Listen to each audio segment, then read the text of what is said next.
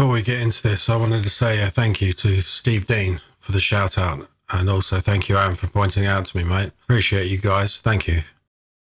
Hey up, guys and girls. I was asked to make this video of my spray setup by a chap called Raymond, a subscriber, a friend, and here it is. But I should say that I'm no professional spray painter, that's for sure. I pretty much taught myself and figured things out for myself with a bit of YouTube involved as well. I should say that spray painting is a bit of an art form. It's not that simple, but don't let that put you off. I've got to say, it took me about 2 years to get to the stage I'm at now, spraying 2K paint, making a lot of mistakes, expensive ones, starting again, shooting it, starting again, shooting it, until I figured out where I was going wrong. There's not really a great deal of information out there that really goes into it all, I found. I do really enjoy spraying paint. It's a bit like sex. There's a hell of a lot of foreplay, days of it. And then comes to the base and clear, and you've shot your pot load in under a minute. That's the only problem about it. I mean, I love laying clear coat down, nice and flat, and you just think, man, that's a good job. But it's over so quickly. I made this storage item, I suppose you call it. I don't know what you call it. Just out of 3 pieces of MDF and some pipe clamps, and covered the pipe clamps with that rubber stuff you can heat up with an air gun and it shrinks, whatever it's called.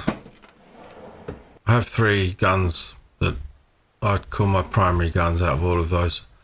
That's my primer gun, which I bought in silver because it reminds me of primer, so no, that's my primer gun. I bought that with a 2mm needle, PR10 cap. Boy, does that hose down primer. And that's the PRI Pro Light. And my base, or you could call it the colour gun. You must bear in mind though, these guns aren't cheap. I mean, I think they're about 300 quid really, each. I bought that with a TE10 air cap and a 1.2 needle. It's a 1.2mm needle, if I remember rightly. It's worth noting the size of those holes on those 2 horns off the air cap. The bigger those holes are, the more air you're going to get through. And last but not least, my gun I use for clear, hence the gold colour, because that's the best part of spraying, is getting down that clear. That gun has the 1.3 needle in it with the T110 air cap. The reason for the T110 cap is because I shoot always high solid clear, or HS clear, and it performs very well for that. There's lots of different caps though to go through, which I won't. There's loads of information out there. And of course, minigun, because it's mini. And I'll show you the comparison between the 2 sizes. Use that for really sort of, I call it delicate work, you know, like if you want to do alloy wheels, that kind of thing. Which I bought with the 1.2 needle, and it's the TE5 cap, which is better for spraying panels, smaller amounts, and clear.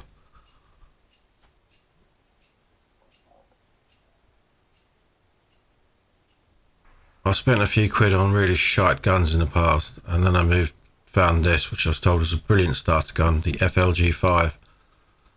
I've got 3 of those too, primer, base and for clear. They're very good guns, and they're quite cheap, nearly 100 quid or under if I remember rightly, worth a punt.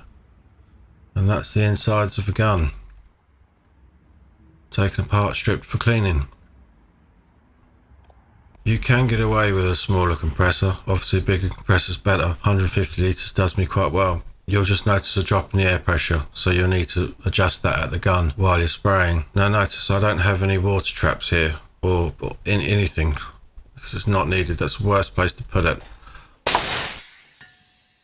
I go full send with the fittings, as big as possible, but the stubby kind, I think you call them the European kind, I can't remember, but the little short ones.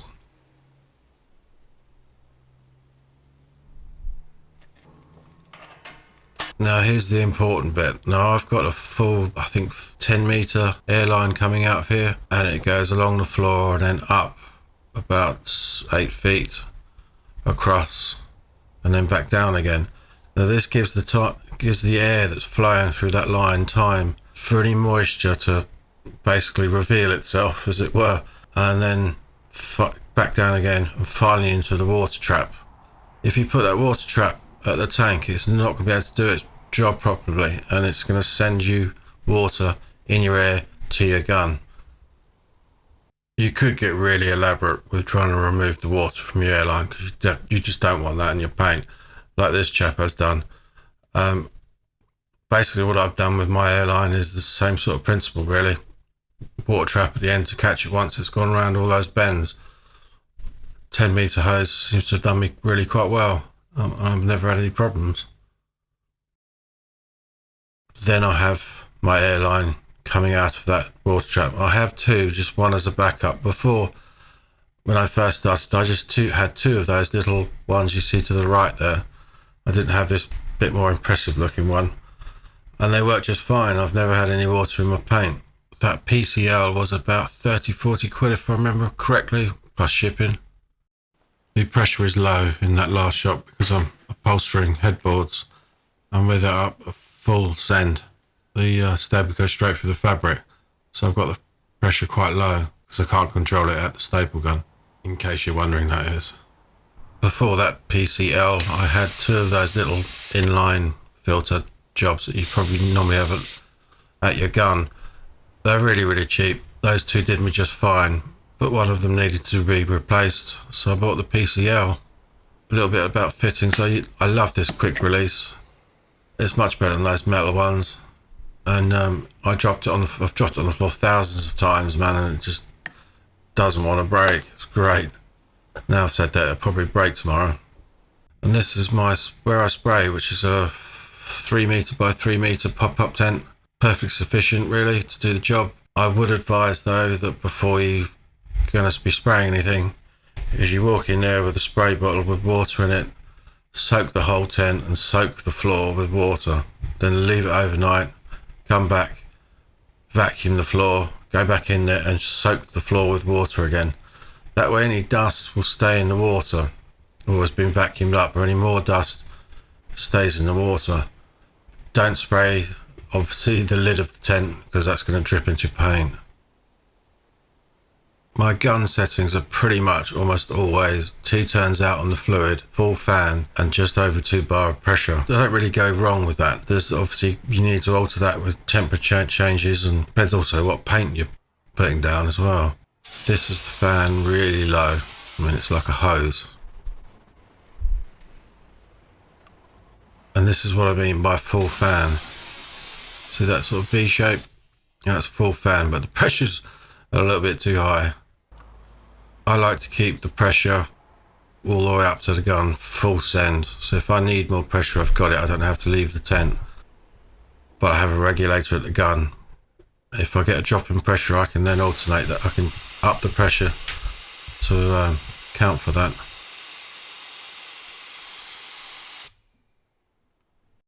Now, for anybody who hasn't seen this video or this clip before, or for those that doubt, the results speak for themselves, really.